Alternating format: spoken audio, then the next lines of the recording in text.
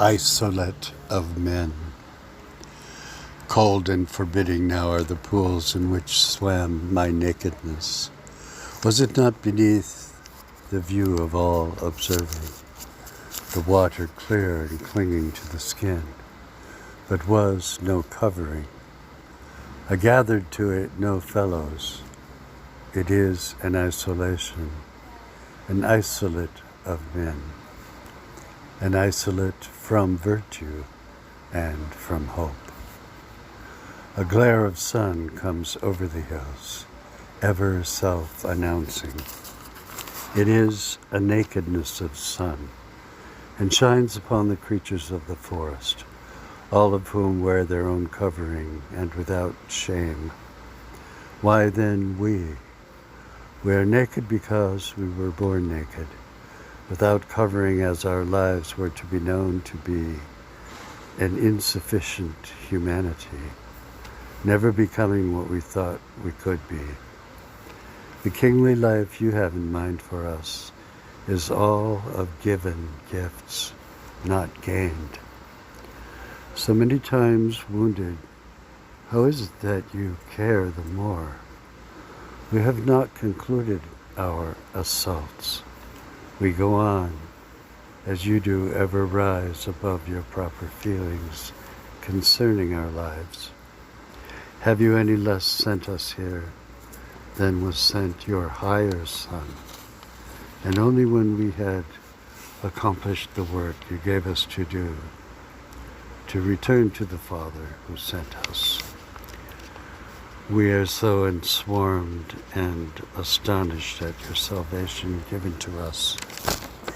Yet find you say to Nicodemus, this is but an earthly thing, not to be compared with the heavenly mysteries to be set before us. There is a great argumentation against the predetermination of all things, yet inescapable are so many things, the predetermining counsels of the three, far, far back in eternity. The plan that man be made and that the Son of God be sent to perfect us to divine life, and that the way of this and cost of this was blood. There was no evil in the eternal world, yet did you create it to fulfill your purpose, that all your glorious attributes be made known.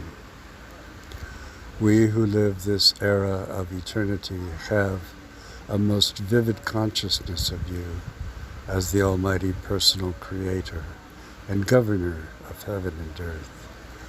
All this will properly come to immeasurable exaltation, seeing you are extant from all the weaknesses of humanity. Your holiness portrays all the characteristics that belong to spiritual personality as it exhibits itself familiarly in man. How do we know thee? The winds are your messengers, the flaming fire your servant. Every natural occurrence is your act, prosperity is your gift, and if calamity falls upon man, it is the Lord that has done it. It is you who leads the feet of men, raises up and casts down, opens and hardens the heart, and creates the very thoughts and intents of the soul. We are the second causes of thoughts and events, the expression of your stated will, and this a highly privileged sentience possessed by no other creature. From mother's wound were gifts from you, attended for so many years, received from the hand of God, who has now required his own again. We do not fear this moment, grateful for our days of life, and ready to enter your grace.